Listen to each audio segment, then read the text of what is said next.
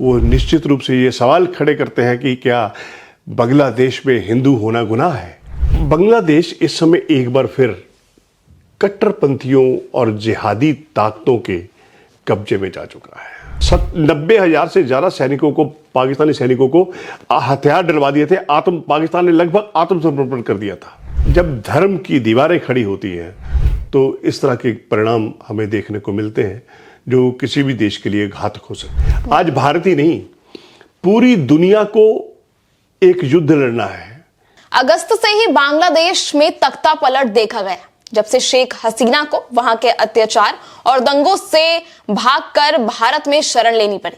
उनको भारत ने शरण तो दे दी, लेकिन अब बांग्लादेश फिर से शेख हसीना की मांग कर रहा है। पर इस पे अब भारत क्या करेगा और भारत को क्या करना चाहिए? क्या भारत शेख हसीना को वापस भेज देगा? इस पे भारत का क्या कुछ स्टेप होगा, वो जानना बहुत जरूरी है।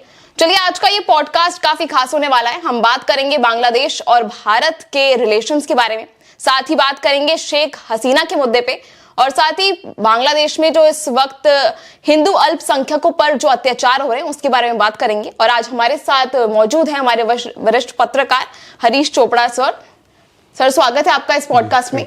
मैं आपके साथ अर्पिता सिंह, और आज का ये पॉडकास्ट हम शुरू करते हैं। जानेंगे बांग्लादेश के इस सारी कंट्रोवर्सी के बारे में। सर, स्वागत है आपका।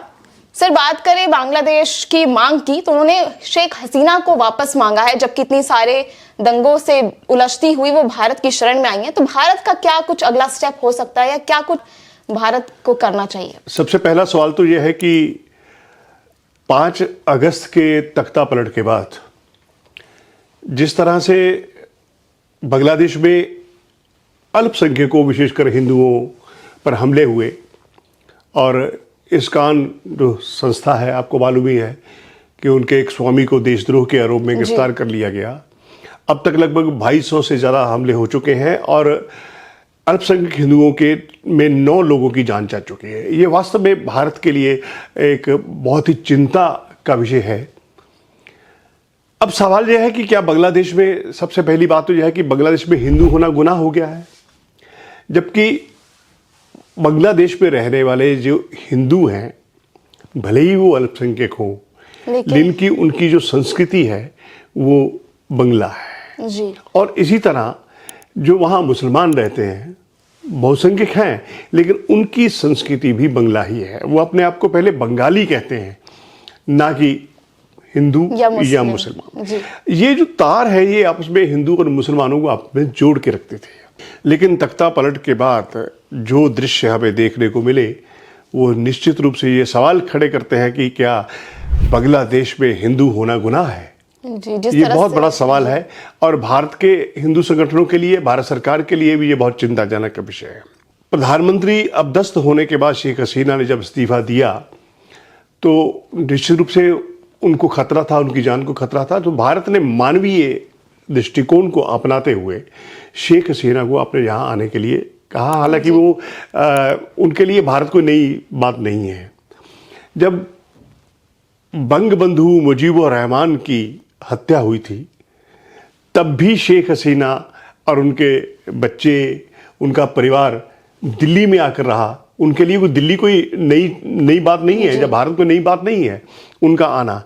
लेकिन जिस तरह से बांग्लादेश की इंटरिम मोहम्मद यूनुस की सरकार ने भारत और बांग्लादेश के बीच हुए प्रत्यर्पण संधि जो हुई, उसके तहत शेख हसीना की वापसी की मांग की है, इससे भारत के सामने एक बहुत बड़ी कूटनीतिक चुनौती सामने पेश हो गई है। उन्होंने, बांग्लादेश ने चुनौती फेंक दी है।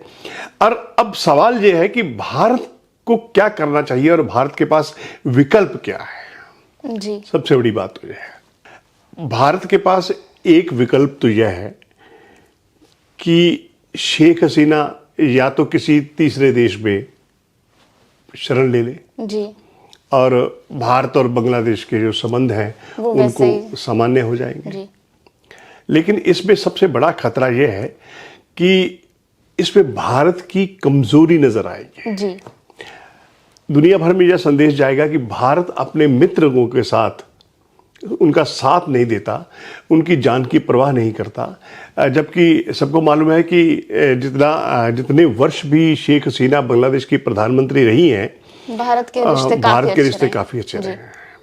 और यहाँ मैं इस बात का भी उल्लेख करना चाहूँगा कि जब असम आंदोलन के बाद वहाँ आतंकवाद बहुत चरम पर था, या उसके बाद जब शेख हसीना की सरकार आई तो बहुत सारे जो उल्फा कैडर के टेररिस्ट थे, उनमें नाम लिया जा सकता है राज खोवा का, या कुछ अन्य बहुत बड़े नाम थे, जो बांग्लादेश ने हमें वापस, यानी कि उनको बांग्लादेश की जो शेख हसीना सरकार थे, उन उल्फा उग्रवादियों को, जिसे हम कहते हैं उल्फा टेररिस्ट कहते हैं, या गर्मपंथी विचारधारा के जो वहाँ कहते हैं, उनको भारत के हवाले कर दिया था। उसके बाद नॉर्थ ईस्ट में जो है वो उल्फा उग्रवादियों की कमर टूट गई थी।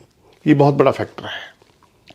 अब दूसरा विकल्प यह है कि भारत जो है वो संधि के जो प्रावधान हैं उनके तहत बांग्लादेश को इस बात के लिए इनकार कर सकता है।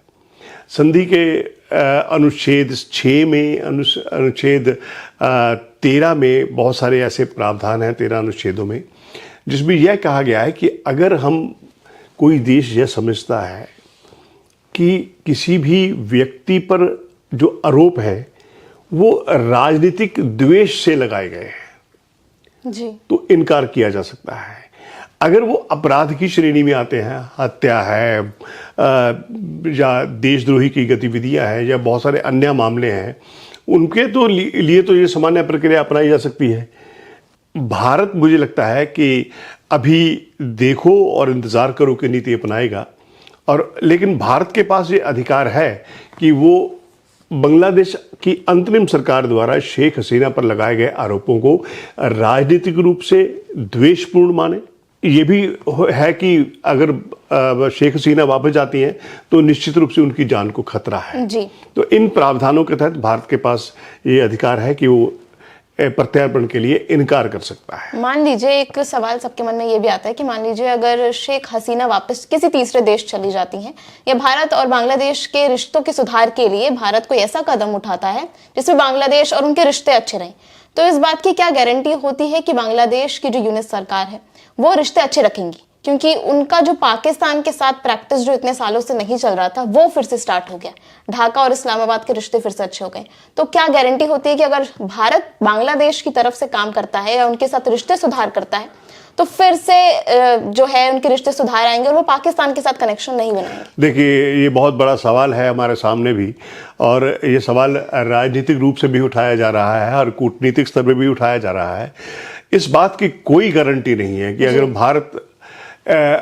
भारत कोई कूटनीतिक समाधान निकालता है तो भारत और बांग्लादेश के रिश्ते मधुर हो जाएंगे। इस बात की कोई गारंटी नहीं है। इसके दो कारण हैं। पहली बात तो यह है कि भारत ने निश्चित रूप से बांग्लादेश के उदय में बहुत बड़ी भूमिका निभाई है जी। 1971 के युद्ध में मुझे याद है कि 3 दिसंबर को पाकिस्तान की आर्मी ने दोनों मोर्चों पर भारत पर अटैक किया था। उसमें पहला अटैक यह था कि आगरा के ताजमहल को निशाना बनाया जाना या कुछ और जगहों को निशाना बनाया जाना, लेकिन वो उनका पहला अटैक जो था वो विफल हो गया था। 1971 के इस अटैक के बाद मैंने स्वयं पाकिस्तान विमान को आकाश में आग से जलता हुआ गोला बनते हुए देखा, जो भारतीय सेना का निशाना बनाए गए थे। अब उसके बाद युद्ध 16 दिसंबर को लगभग खत्म हो गया, क्योंकि भारतीय सेना ने लेफ्टिनेंट जनरल जगजीत सिंह अरोड़ा होते थे, उनके नेतृत्व में भारतीय सेना ने जनरल नियाजी, उस वक्त जो पाकिस्तान आर्मी के लीड कर रहे थे वहां पर युद्ध को, उनमें 90,000 से ज्यादा सैनिकों को, पाकिस्तानी सैनिकों को हथियार डलवा दिए थे। पाकिस्तान ने लगभग आत्मसमर्पण कर दिया था। अब 16 दिसंबर को युद्ध खत्म हुआ और 90,000 सैनिक भारत के यहाँ एक तरह से यह कह लीजिए कि वो कैद में थे, वो एक तरह युद्धबंदी थे। और जब युद्ध के बाद बातचीत चली तब तक याहिया खां 20 दिसंबर को इस्तीफा दे चुके थे। लेकिन तब से लेकर आज तक पाकिस्तान को इस बात की भारत से एक तरह से वो प्रतिशोध की भावना और क्रोध भावना लेके बैठा हुआ है कि हम कश्मीर को अलग करेंगे, जिस तरह से बांग्लादेश को भारत ने पाकिस्तान से अलग किया। ये बहुत बड़ा इशू है और ये मामला पाकिस्तान के लिए संवेदनशील हो सकता है, क्योंकि जब भी पाकिस्तान के हुक्मरानों को अपनी गद्दी की चिंता होती है वो कश्मीर का शोर मचा देते हैं, कश्मीर में हम ये कर देंगे, कश्मीर में हम वो कर देंगे, जबकि अब वो बातें बहुत गौन हो चुकी हैं। बांग्लादेश इस समय एक बार फिर कट्टरपंथियों और जिहादी ताकतों के कब्जे में जा चुका है। जी।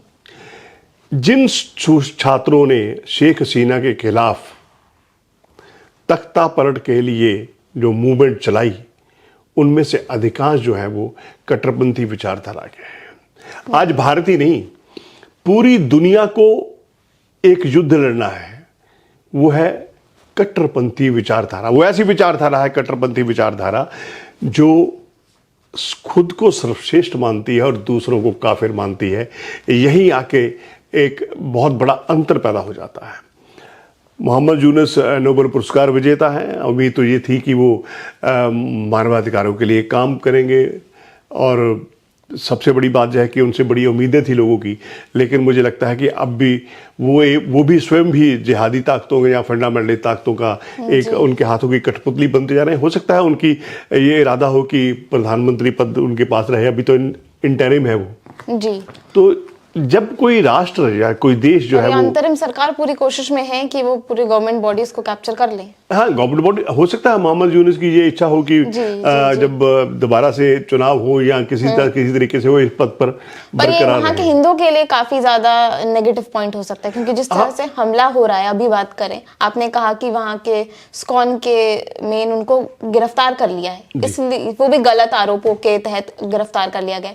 तो ये हिंदुओं के लिए आपने 1971 के युद्ध की बात की, उस टाइम स्कॉन ने कितना बड़ा रोल निभाया है। स्कॉन ने, मैं स्वयं इस बात का मुझे याद है कि लगभग 12-13 हजार लोग जी उस समय के जो जिसे पूर्वी पाकिस्तान कहते थे, अब जो बांग्लादेश है, पूर्वी पाकिस्तान से बॉर्डर क्रॉस करके भारत आ जाते थे और भारत में बांग्लादेश के शरणार्थियों की संख्या 1 लाख से ऊपर हो गए थे। भारत के लिए इतने लोगों के लिए रोज भोजन उपलब्ध कराना, उनका आवास का प्रबंध करना, चाहे वो स्थायी क्यों ना हो, बहुत बड़ी चुनौतियों के लिए तब तत्कालीन प्रधानमंत्री श्रीमती इंदिरा गांधी ने विश्व के कई देशों का दौरा कर उन्हें इस बात से अवगत कराया था कि भारत की स्थिति क्या है। अगर कोई और देश होता तो शायद बांग्लादेश की आज़ादी की भूमिका निभाने पर उसकी ज़मीन पर कब्जा कर लेता, लेकिन भारत की कभी भी यह इच्छा नहीं रही है कि वो दूसरों की 1 इंच भी ज़मीन पर कब्जा करे। हालांकि हाई कोर्ट ने तो उनके लिए जमानत के लिए भी बात की है। हाई कोर्ट ने उनको जो भी है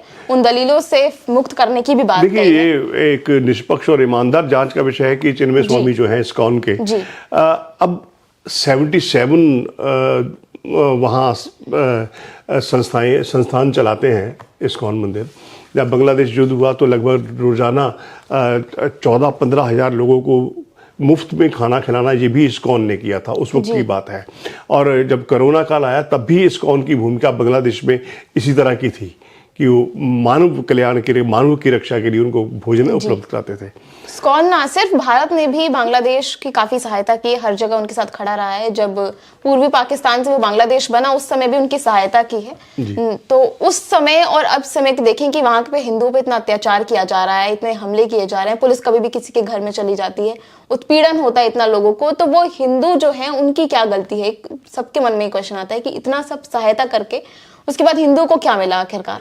देखिए, ऐसा है, मैंने जैसे कि पहले कहा कि कट्टरपंथी ताकतें जो हैं, और उसमें अब 53 वर्ष बाद बांग्लादेश और पाकिस्तान के संबंध कायम हो गए हैं जी। 2022 में पाकिस्तान का जो जहाज था उसको चटगांव बंदरगाह पर आने से इनकार कर दिया था शेख हसीना ने, लेकिन अब पाकिस्तान फिर वही चटगांव बंदरगाह पर अपना जहाज भेज रहा है और कहा तो ये जा रहा है, रिपोर्टर ये कही जा रही कि वो उनको हथियार भी दे रहा है, पाकिस्तान हथियार भी दे रहा है और ISI की एंट्री हो गई है। क्योंकि चटगांव बंदरगाह के इर्द गिर्द जो मेघालय के कुछ जिले लगते हैं, और शिलांग का कुछ और इलाका भी लगता है, ब्राह्मण बारिया के जो नज़दीकी ज़िले हैं, वहाँ तो ये पहले से खुलासा हो चुका है कि वहाँ आतंकवादियों को आईएसआई ट्रेनिंग देती रही है। तो जिस देश में जिहादी ताकतें, आप चाहे कोई भी कंट्री ले लीजिए जिसमें धार्मिक दृष्टिकोण से सरकार चलाई जाती है, वहाँ पर मुझे लगता है कि जब धर्म की दीवारें खड़ी होती हैं तो इस तरह के परिणाम हमें देखने को मिलते हैं जो किसी भी देश के लिए घातक हो सकते हैं। जी, तो सर ये बांग्लादेश और भारत के ऐसे रिश्ते हैं, वापस मांग हो रही है शेख हसीना की, तो इसका समाधान क्या हो सकता है? क्या कुछ स्टेप्स हो सकते हैं? देखिए, मुझे लगता है कि भारत जो है वो कूटनीतिक चैनलों से अपना बातचीत का जो सिलसिला है वो जारी रखेगा। हालांकि शेख हसीना के मामले में भारत को कुछ जल्दबाजी करने की ज़रूरत नहीं है। भारत यही नीति अपनाएगा और अधिक से अधिक, जब संबंधों में सुधार की कोई उम्मीद नहीं है तो निश्चित रूप से हम अपने मित्र की रक्षा करेंगे जी। और शेख हसीना को लेकर के भारत सरकार इनकार भी कर सकती है। हालांकि प्रत्यर्पण संधि में कोई ऐसा प्रावधान नहीं है कि इतना समय लेंगे या कितना समय, बहुत लंबा समय लगेगा। और एक विकल्प शेख हसीना के पास भी है जी। वो भारतीय अदालतों में या किसी अदालत में न्याय के लिए अपील कर सकती है। वो कह सकती है कि मैं, अगर मुझे प्रत्यर्पित किया जा सकता है तो मेरी जान को खतरा है। सबसे बड़ी बात तो यह है कि भारत को अब अंतर्राष्ट्रीय माध्यमों से, अंतर्राष्ट्रीय स्तर पर बांग्लादेश के लिए इस बात के लिए दबाव बनाना होगा कि वो अपनी सरकार का जो स्वरूप है वो धर्मनिरपेक्ष रखे। जी। जिहादी ताकतों को इस बात का एहसास दिलाना होगा कि ये वही भारत है जिसने तुम्हें आज़ाद करवाया, ये वही भारत है जिसने तुम्हें हर मोड़ पर तुम्हारे पुनर्निर्माण के लिए सहायता दी है, ये वही भारत है जो हमेशा सुख दुख में बांग्लादेश के साथ खड़ा रहा है। जी, बहुत जरूरी हो जाता है बांग्लादेश के लिए ये जानना और समझना कि 1971 से लेकर अब तक कितनी मदद भारत ने उनकी की है, कितनी सहायता और कितनी मुश्किलों में उनके साथ खड़े हुए। तो हम धन्यवाद देना चाहेंगे वरिष्ठ पत्रकार हरीश चोपड़ा जी का हमारे साथ जुड़ने के लिए आज, और समझाने के लिए कि पाकिस्तान के साथ जो बांग्लादेश के बढ़ते रिश्ते हैं वो कैसे भारत और बांग्लादेश के रिश्तों को खराब कर सकते हैं, और शेख हसीना को वापस बुलाने के मुद्दे पर क्या कुछ भारत को करना चाहिए आपने समझा होगा। आपके मन में इसको लेकर क्या कुछ ख्याल है, आप हमें कमेंट सेक्शन में जरूर बताएं, और इसी तरह के तमाम जरूरी मुद्दों के बारे में जानने के लिए बने रहिए हमारे साथ और देखते रहिए पंजाबकेसरी.com।